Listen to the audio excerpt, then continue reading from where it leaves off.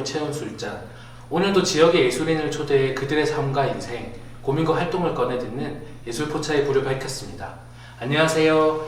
예술포차의 CEO 진한입니다. 안녕하세요. 셰프 우왕입니다.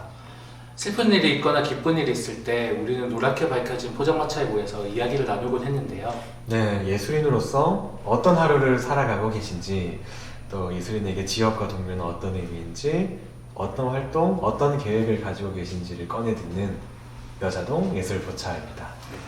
밝은 달빛이 내린 밤 예술포차를 찾아주신 오늘의 초대 손님을 소개하겠습니다. 안녕하세요. 네. 안녕하십니까. 안녕하세요.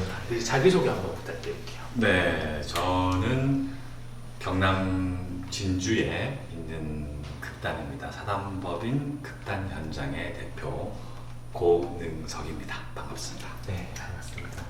극단 현장. 네, 어떤 단체일지도 궁금하고요. 네. 선생님도 어떤 활동을 하시는지도 보시는 분들도 많이 궁금하실 것 같은데, 키워드를 3개로 해서 활동 내용을 조금 더 소개해 주실 수 있을까요? 네, 제가 이제 키워드를 3가지로 생각을 한번 해봤습니다. 그 키워드를 생각을 하면서 굉장히 저를 좀 정리하는 데 도움이 됐던 것 같아요. 제일 먼저 키워드는 순환입니다. 오래전에 제가 이제 극단 대표가 되기 전에 극단의 사무국장으로 활동을 하면서 우리 극단을 이렇게 좀 어떤 움직일 수 있는 원리가 있으면 좋겠다라는 생각을 했어요. 문장을 만들었는데 그게 뭐냐면, 극단 현장의 단원들은 일상에서의 경험을 무대 위로 가져가고, 무대 위에서의 깨달음을 일상으로 가져오는 순환을 통해서 자아를 성찰하고 그 경험을 관객과 함께 나누는 것이다. 이렇게 이제 적었어요. 이제 그 이유가, 우리는 연극을 하면서 굉장히 삶의 모양에 대해서 굉장히 우리가 연구를 많이 하고 탐구를 많이 합니다. 깨달아서 실행하기까지는 힘들긴 하지만, 그래서 이제 작품을 하다 보면 삶에 대해서 굉장히 많은 이야기를 하고 토론을 하고, 우리가 그렇게 살아야 되지 않겠어, 이렇게 이 인물처럼 살면 안 돼, 이런 이야기들을 굉장히 많이 해요.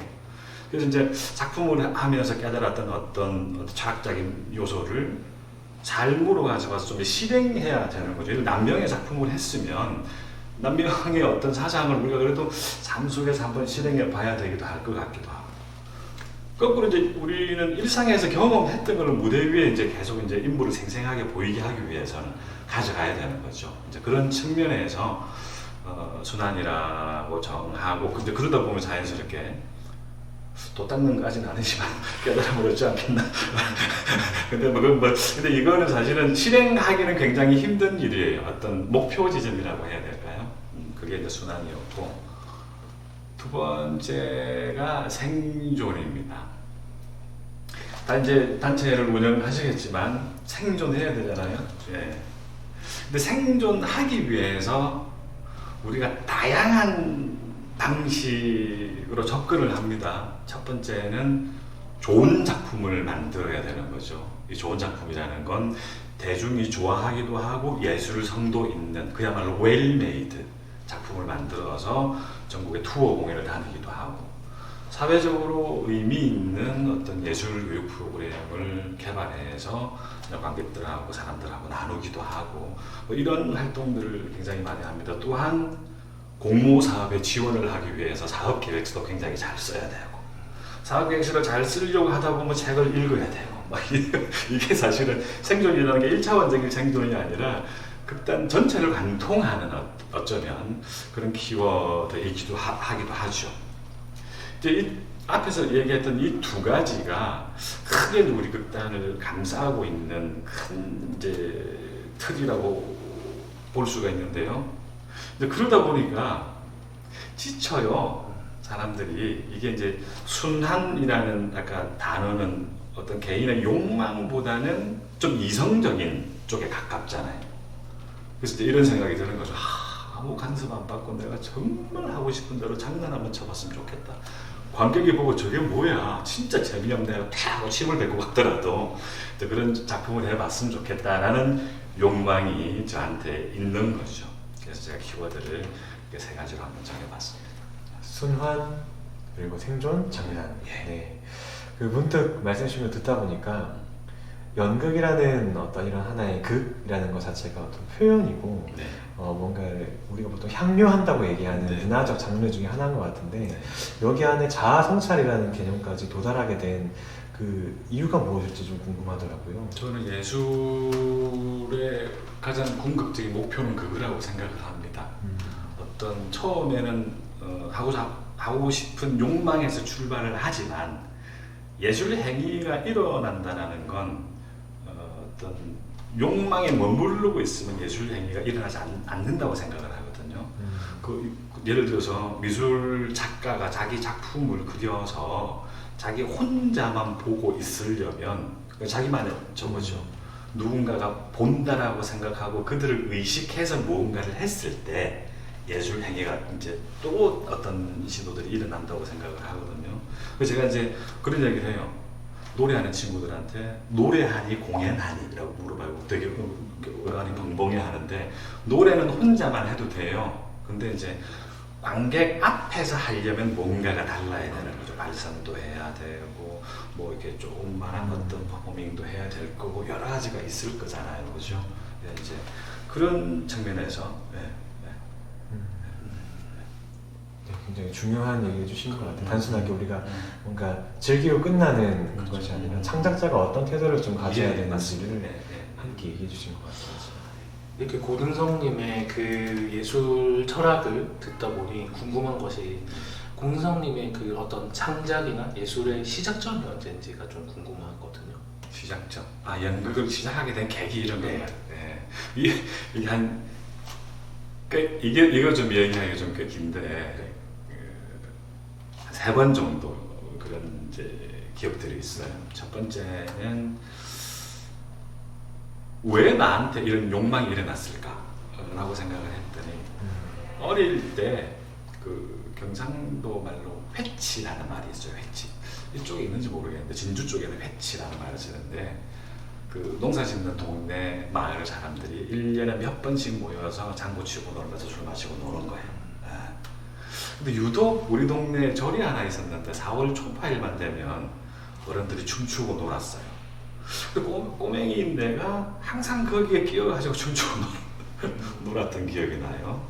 어떤 그게 나한테 어떤 그런 어떤 동기가 있지 않았을까라는 장구 치고 했던. 근데 그 기억이 대학교 입학을 했는데 동아리 모집을 하잖아요. 쑥 지나갔는데 연극반이 있는데 거기에 북하고 장구하고 이런 게 보이는 거예요.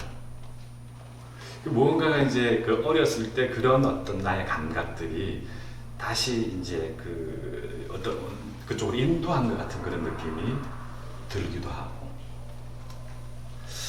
나중에는 뭐 이제 할머니가 무당이었다 그래요. 할머니가 시켜서 그런다고 얘기하기도 하고 어쨌든 그리고 세 번째는 이제 군대를 갔다 와서 복학을 해서 연극을 이제 하는데 어느 날 이제 후배인 친구가 안 나오는 거예요. 그래서 이제 연출했던 친구가 나보고 너 그거 좀 대신 할 수 있겠니? 그래서 이제 뭐 고민하다가 한 4일 정도 이렇게 고민한 후에 시작을 했는데 알고 봤더니 그 친구가 연탄가스로 죽은 거예요. 근데 그 공연의 종파티는 울음바다가 됐죠. 이제 그 친구 무덤에 잔을 이제 술을 한 잔 부어 줬는데 뭐 하필 또 그날따라 비도 많이 오고 뭐 울기도 하고 그러면서 이제 그때 희한한 뭐 이렇게 책임감 같은 게 생겼어요. 그래서 대학 시절을 거의 공부를 안 하고 연극만 하고 지냈죠. 근데 자연스럽게 졸업하게 될 때쯤 직업에 대한 고민을 할 거잖아요. 근데 저의 첫 선생님이셨던 분이 있는데 그분이 지금은 돌아갔는데 하시는 말씀이 연극하면 남한테 사기 안 치고 착하게 살 수 있다 라는 말을 해가지고 했습니다. 연극판에 사기꾼들도 많긴 한데 어쨌든 그렇게 해서 이렇게 얘기까지 오게 되었습니다. 예, 좀 길죠? 예. 한편의 연극을 보는 것처럼 네. 막과 장이 나눠져 머릿속에 있는 막 그- 그려졌어요. 네. 네. 그 장면들이 네. 막 그려질 정도로 생생한 얘기였던 것 같아요. 지금 그러면 지금까지 이제 고은성님이 어떤 예술 활동에 관련된 얘기를 들어봤다면 네. 일상에 대한 얘기를 좀 나눠보고 싶은데요. 네. 특히 올해 같은 경우에 제가 알기로 극단 현장에서도 지금 새로 또 공간을 만드신 것도 알고 있어서 그 부분도 예. 좀 듣고 싶고요. 예. 또 하나 더 듣고 싶은 게 코로나로 인해서 그 코로나 이전과 이후가 극명하게 나뉘었잖아요. 그래서 혹시 좀 달라지신 게 있으신지 아니면 뭔가 좀 새롭게 변화가 있으신지 한번 좀 들어보고 싶어요. 네. 우선 건물에 대한 얘기를 하자면 우리 공연장이 2007년도에 그 옛날 그 단관 영화관을 리모델링을 해서 이제 공연장을 개관을 했어요. 진주의 동면 아트홀이라는. 그래서 이제 복층이니까 꽤 지붕도 높고 천정도 높고 그럴 거예요. 그렇게 해서 한 이제 뭐 10년 전간 활동을 해오고 있는데 거기가 이제 구도심이다 보니까 그 이제 새가 안 나가는 거예요. 그러니까 이제 사장님 입장에서는 이제 매물로 내놓으신 거죠. 근데 우리는 그 공간에 애정이 많이 들어갔고 사실은 이제 투자한 돈도 굉장히 많고 장비나 이런 것들이 그래서 이제 한 1년 정도 고민을 했어요. 고민하다가 누군가가 그 정책 자금이 있다고 그 HUG 허브. 그 주택도시보증공사에서 도시 재생 관련해서 어떤 그 목적으로 하면 좀 이렇게 심의를 해서 이자 1.5%짜리 준다 그래서 그냥 했어요. 6개월 심의를 받고 이제 그쪽에서 이제 융자를 받기도 하고 모금과 출자도 했습니다. 100만 대군, 파란만장 100만 대군이라고. 파란만장은 파란색 만원짜리 파란색을 만장을 모으겠다. 이게 파란만장이고 100만 대군은 그 무이자 출자해서 힌트를 가져오는데 100만 원을 5년 동안 무이자로 빌려줄 많은 사람을 모으겠다. 뭐 이렇게 해서 이제 했는데 꽤 뭐 1000만 원을 10년간 빌려주는 분들도 있었고 뭐 하여튼 굉장히 많이 모금이 됐습니다. 그래서 그 과정을 겪으면서 아 이게 우리 자산이 아니라 이 공간은 우리 시민들의 자산이어야 되겠다라는 생각을 하게 되고 좀 그런 이제 책무 의무감도 더 드는 것 같기도 하고 그렇습니다. 근데 이제 코로나 이야기를 안 할 수가 없는데 그 원래 공연장에다가 지하에 이제 예를 들어서 어쿠스틱 밴드나 강연회나 좀 가까이서 호흡할 수 있는 이제 공연 위주의 컨디션을 만들어서 공연장을 만들기도 하고 공동 협업 공간을 조성하기도 하고 카페도 만들고 전시실도 만들었어요. 근데 코로나 때문에 많은 분들이 이제 공연을 할 수가 없어요. 약간 딜레마이기도 합니다. 그래서 이제 코로나가 빨리 이제 진정이 되어서 정말 그야말로 건물 전체 이름을 예술 중심 현장이라고 지었거든요. 영어로 하면 아트센터 현장인데 거기가 정말 예술 중심이 되어서 많은 시민들, 예술가들이 같이 이제 함께 놀고 그러면 좋겠다는 생각이 있습니다. 코로나는 너무 힘드네요. 뭐 경제적으로도 약간 힘들기도 하지만 그 항상 긴장하고 살아야 되는 것 같아요. 예를 들어서 경남연극제가 연기가 되는 거예요. 그 연습을 한참 하다가 배우들이 스탑하는 거예요. 그 배우들이 한번 호흡을 올리기가 상당히 쉽지가 않거든요. 야구 선수들이 그렇잖아요. 항상 뭐 지명 타자가 그렇던데요. 항상 나오는 타자 말고 지명 타자는 뒤에서 계속 이걸 하고 있더라고요. 떨어지면 안 되니까. 그 배우도 그렇잖아요. 연습의 과정이 한 달, 2달 하면 계속 그 과정을 통해서 호흡을 상승시키고 그게 공연으로 이어져야 되는데 스탑이 되니까 이제 떨어졌다. 다시 올리는 거. 이 과정을 5번, 6번 하니까 이제 정신적으로도 좀 이제 타격이 있는 그런 느낌이 있어요. 그리고 이제 요즘 이제 정책이 이렇게 언택트, 영상 이런 거 하잖아요. 생존 때문에 하긴 하지만 너무 당황스럽고 내년에는 또 문체부나 이런 데서도 그런 쪽에 예산을 더 편성한다고 하는데 과연 이게 맞는 일인지, 나는 영상 전공이 아닌데 계속 그쪽으로 신경을 써야 되는지 좀 암울하기도 하고 좀 혼란스러워요. 굉장히 많이. 네. 코로나는 그렇습니다. 쭉 활동을 해오시면서 그 뭐랄까요, 연극할 때, 극을 할 때 느꼈던 좀 카타르시스의 순간이 언제일지가 굉장히 궁금해졌어요. 네. 기억나는 그 첫 번째 내가 배우로서 네. 극을 함으로써 느꼈던 카타르시스의 첫 순간이 첫 순간이 언제냐면 기억나시나요? 제가 예전에 잠시 외도에서 서울에서 이제 활동을 한 적이 있었는데 그때 눈물의 여왕이라는 작품을 했어요.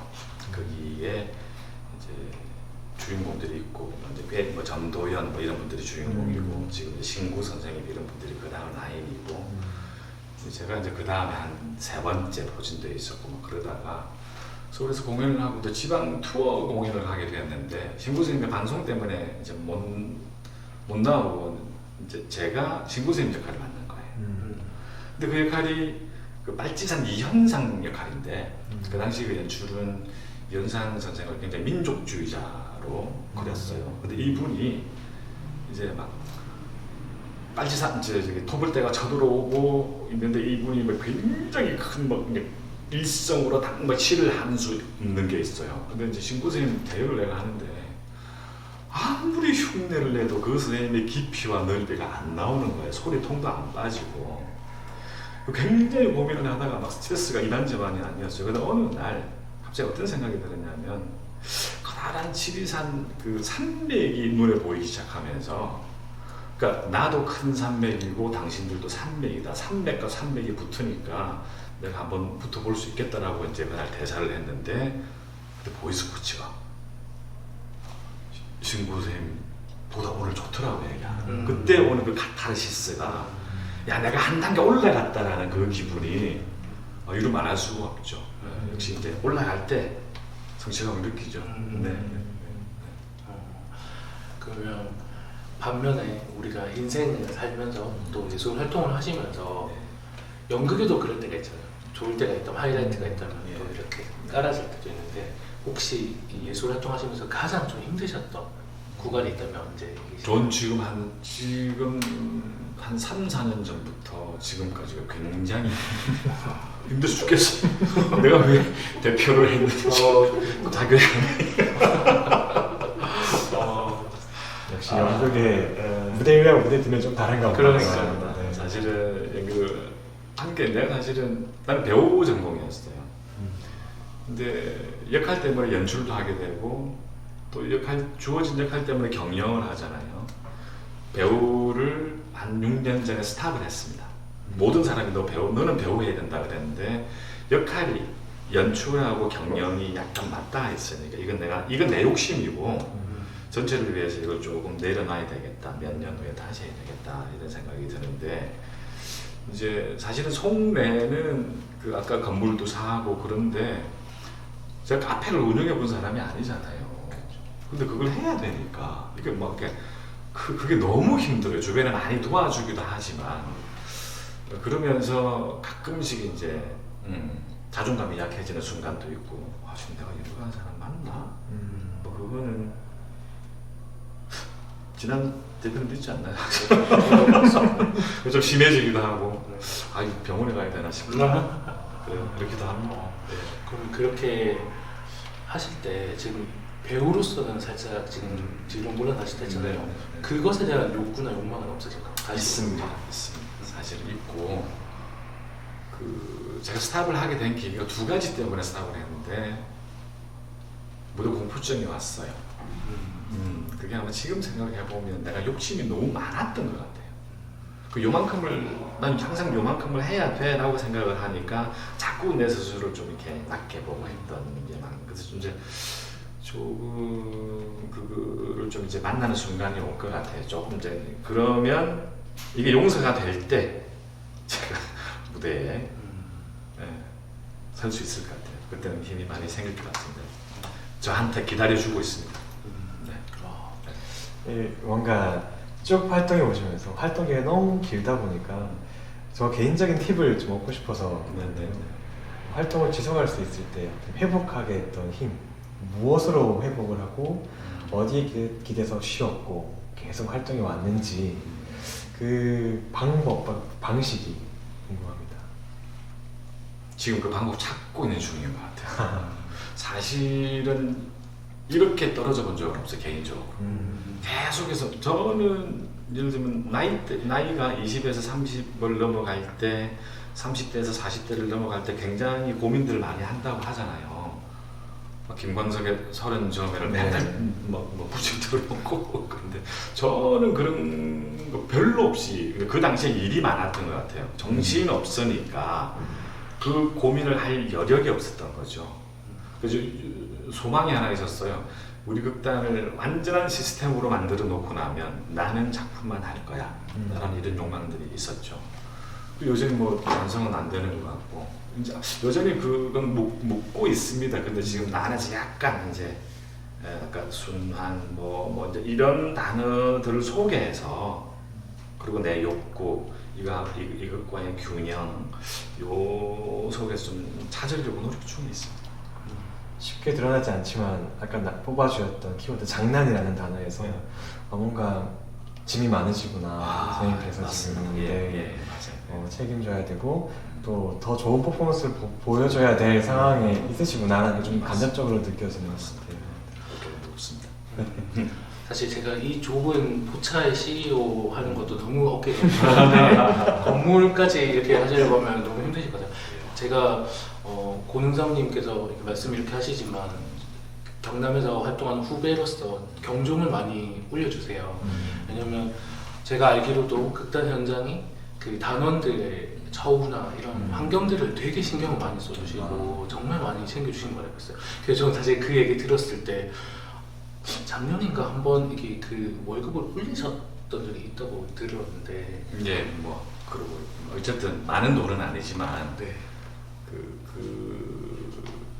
그건 우리 선배님들이 만들어 주신 거예요.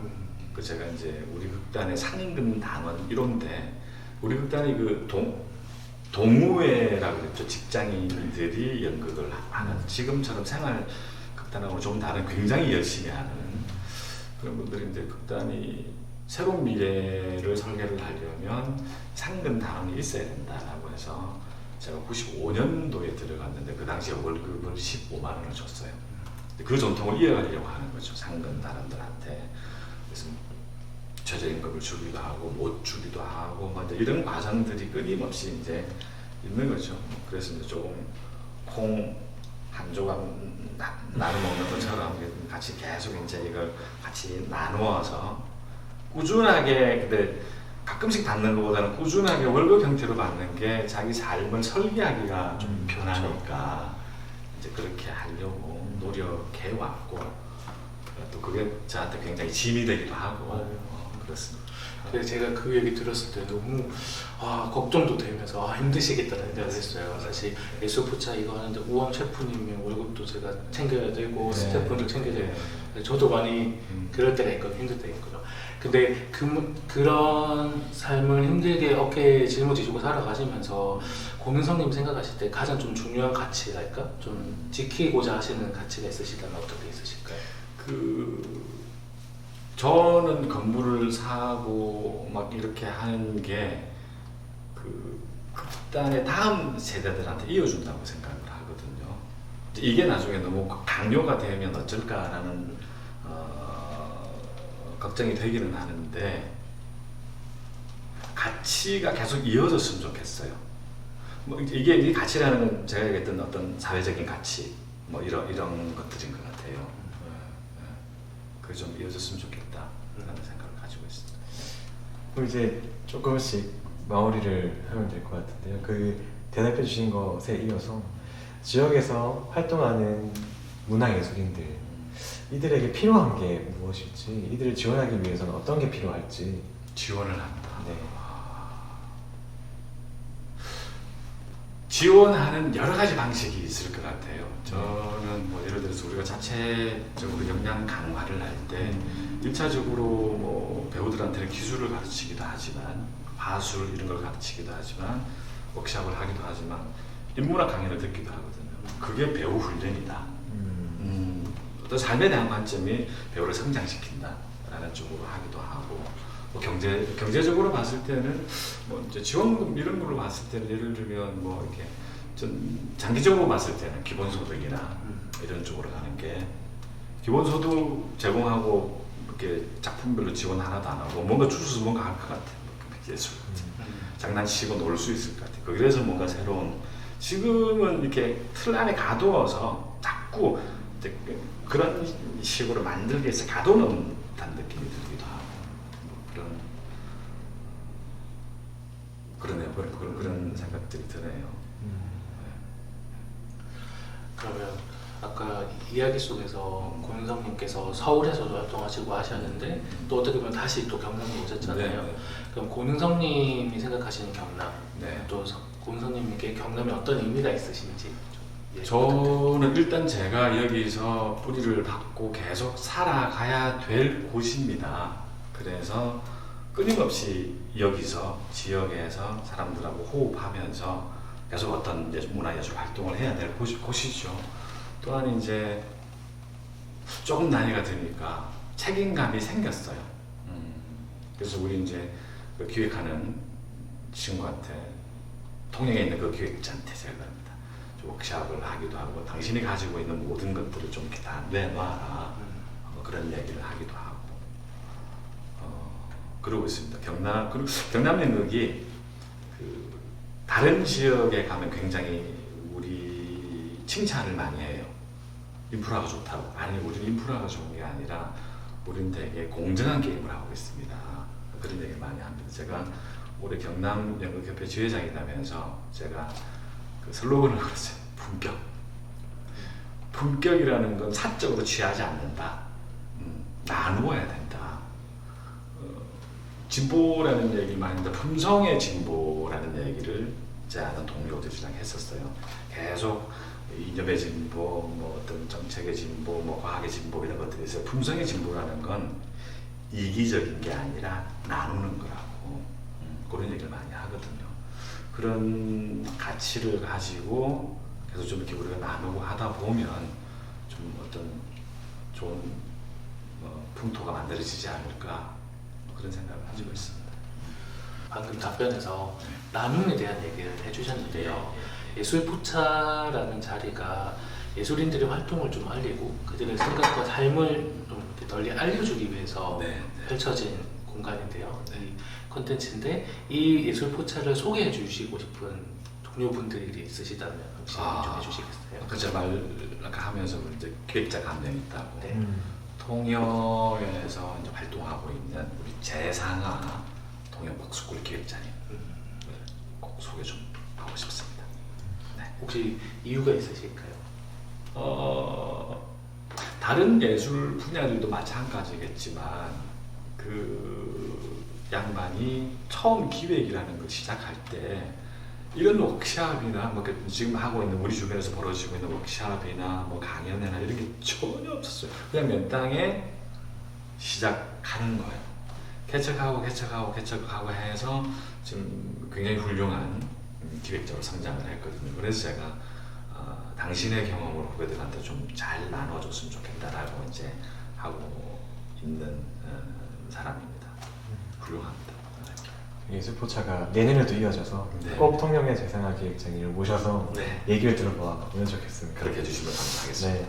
이제 마지막으로 선생님께서 내년에 계획하고 계신 게 무엇인지, 또 2021년에 극단 현장은 네. 또 어떤 방향으로 나아갈지에 대해서 마지막으로 나눠주시면 좋겠습니다. 일단 계획이 없습니다. 늘 현장에 계시는군요. 네. 코로나가 없어지면 일단은 지금 처해진 상황이나 뭐 이런 환경 속에서 목표를 만들 것 같아요. 근데 지금 사실은 조금 쉬고 있습니다. 마음을. 대신 이제 그러면서 소박한 개인적인 소망은 우리 차세대 이제 배우들이 있습니다. 친구들이 좀 더 극단의 중심으로 들어오고 연출도 하고, 저는 또 제가 하는 일을 좀 또 분산시켜서 그 친구들이 또 개인적인 역량을 더 기를 수 있는 뭐 그런 작은 목표를 가지고 있습니다. 네, 아이고, 너무 좋습니다. 그러면 저희가 마지막으로 부탁드리고 싶은 게 있는데요. 고능성님께서 주변의 뭐 가족분들이나 동료분들에게 전달하시고 싶은 이야기가 있으시거나 아니면 그냥 세상이나 사람들에게 하시고 싶은 이야기가 있으시다면 이 카메라 보시고 영상 편지 한번 부탁드릴게요. 뭐라고 해야 되지? 홍보하시고 싶은 게 있으면 홍보하셔도 좋습니다. 뭐 그냥 그 말씀을 드리고 싶은데 다들 좀 행복했으면 좋겠어요. 일은 많아지고 거리들은 많아지는데 자꾸 쉬고 싶어 한다는 건 뭔가가 자꾸 부딪히는 거잖아요. 제가 그 카카오톡에 항상 이렇게 써놓습니다. 흘러야 산다라고. 뭔가가 자연스럽게 흘러야 되는데 그래야 행복이 올 것 같은데 그 무리하게 뭔 일들을 하다 보면 자꾸 막히고 그런 것 같아요. 저도 지금 많은 일을 벌려놨지만 사실은 좀 이렇게 좀 툭툭 걸리는 것 같습니다. 제가 좀 잘 흐르게 하기 위해서 저도 저를 다스릴 테니까 주변에 여러분들도 서로 우리가 잘 흐를 수 있도록 그러면 행복감을 느낄 수 있을 것 같습니다. 다음에는 꼭 코로나가 종식돼서 이 술잔에 소주가 네. 들어왔으면 좋겠습니다. 감사합니다. 네. 그리고 그 혹시 그럼 현장 새로운 공간을 오픈이 하셨나요? 일단 뭐 다 이제 돌아는 가고 있는데 12월 22일 날 이 개관식을 할 예정인데 코로나가 또 어찌 될지 모르겠습니다. 네. 12월 22일 개관식도 하고 또 앞으로 많은 작품들과 이야기들이 그 공간에서 있을 예정이니 많이 관심 가져주시고요. 또 극단 현장은 경남의 대표적인 극단으로서 많은 작품들을 공연하고 있습니다. 그 공연들에도 관심을 많이 가져주셨으면 좋겠습니다. 감사합니다. 네. 오늘도 지역 예술인들의 하루로 술잔을 채우는 예술 포차 여기까지 하려고 하고요. 올해 2020년의 마지막 손님으로 고능선님이 오셨는데 2021년, 2022년 더 많은 예술인들을 소개할 수 있는 예술 포차가 될 수 있도록 하겠습니다.